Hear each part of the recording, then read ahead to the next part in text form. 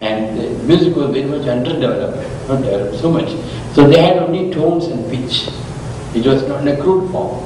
It was not refined, very crude. So these imitations of different tones and pitch gave the intonation variations without the refined form, that is the chants. So chants are very crude. Chants are Om Bhurva Suvaha Om Tat Sat Vidruvarenyam Om Bhurva. So it is not musical, but it is very powerful enough to get influence into the people. So these intonation variations were the main source for musical hearing. And these intonation variations became the chants. So the speech, it becomes the variations of speech became the slokas or the mantras or the words, whatever you call it. And these were used in worships and rituals. So actually I have got one DVD there, which right from the beginning how a ritual takes place in India. A temple rituals, right from the beginning to the end. It is almost a 3-hour process, 3 hours. The entire ritual takes place, so that is a DVD. So people who would like to know how a ritual or worship takes place in India, that DVD is a model. So just how they light the fire, how they do the offerings, puja, how they chant, everything. It was very elaborate. So this is so the music emanated from worships and rituals. So on the form of chants, not in the form of music, but in the form of sacred chants or songs.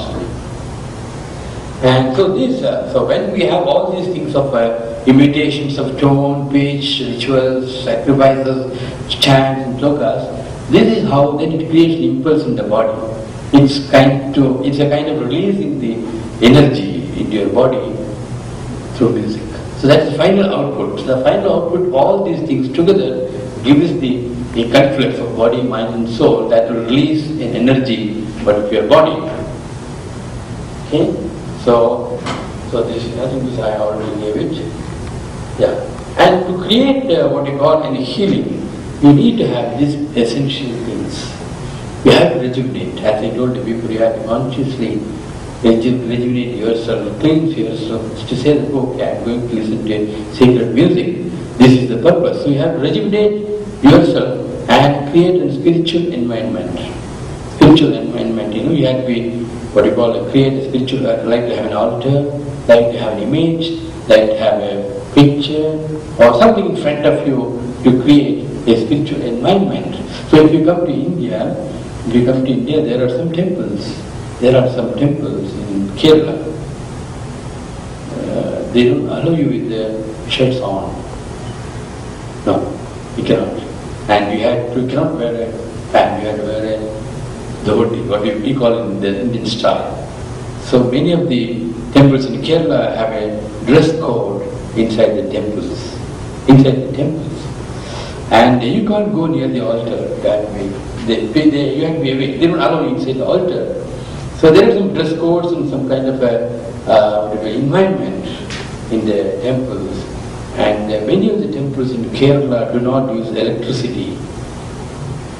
They have still wick lamps or candles and big oil lamps. So they don't have even. So it will be very kind of spiritual environment.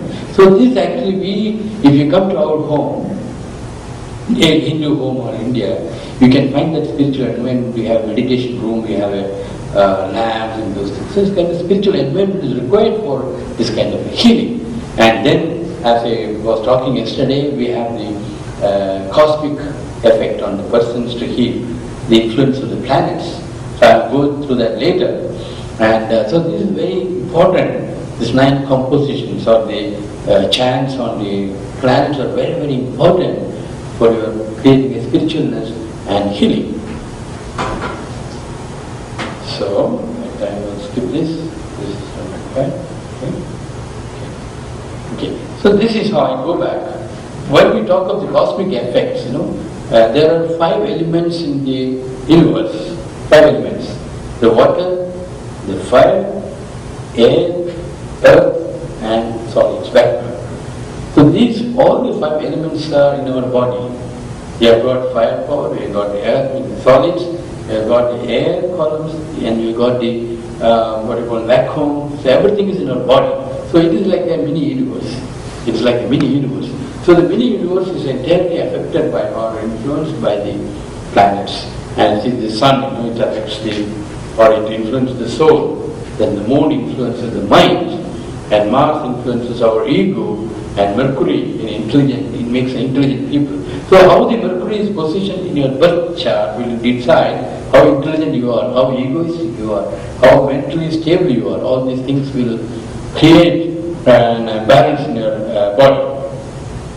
And the entire body is actually affected by three elements, what you call in the Ayurvedic term as the Kapha, Pitta and Vata, or the water-related ailments, that is the Kapha, then Pitta means digestive, solid ailments, then Vata means all the nervous system. So these three things are affecting the health of a person, and this is entirely decided by the Ayurveda, and music helps us control these elements.